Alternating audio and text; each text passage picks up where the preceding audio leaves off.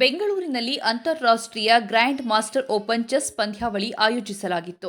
ಜನವರಿ 18ರಿಂದ ಜನವರಿ 26ರವರೆಗೂ ಈ ಟೂರ್ನಿ ನಡೆಯುತ್ತದೆ.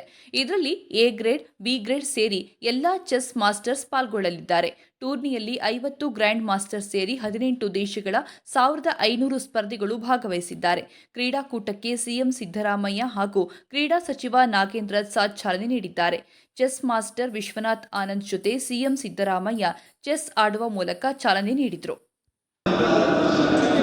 ನಮ್ಮ ಎಲ್ಲ ಗೌರವಾನ್ವಿತರ ಅಮೃತ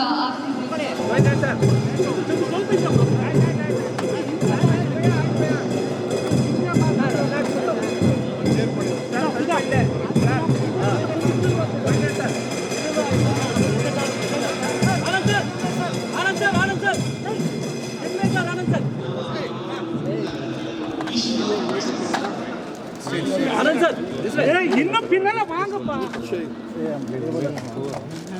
கேமரா இல்ல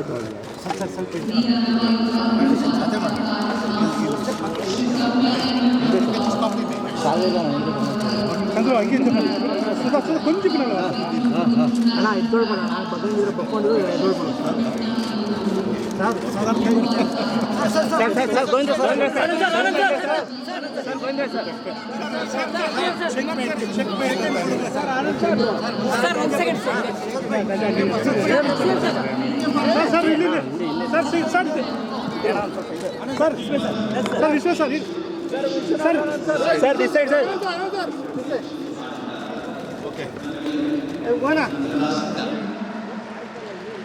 ಹಾಗೆ ಜೊತೆಯಲ್ಲಿ ಮಾನ್ಯ ಸಚಿವರಾದ ಬಿ ನಾಗೇಂದ್ರ ಅವರು ಮತ್ತು ಡಾಕ್ಟರ್ ಕೆ ಗೋವಿಂದರಾಜ್ ಸರ್ ಸಹ ನಮ್ಮ ಜೊತೆಗಿದ್ದಾರೆ. ಅವರಿಗೆ ಆದರದ ಪ್ರೀತಿದಾಯಕ ಸ್ವಾಗತವನ್ನ ಕೋರ್ತಾವಾಯಿತು. ಅದರ ಜೊತೆಗೆ ನಮ್ಮ ಭಾರತ ದೇಶದ ಕೀರ್ತಿ ಪತಾಕೆಗೆ ಮತ್ತೊಂದು ಹೆಸರು ಅಂತ ಅಂದ್ರೆ ನಮ್ಮೆಲ್ಲರ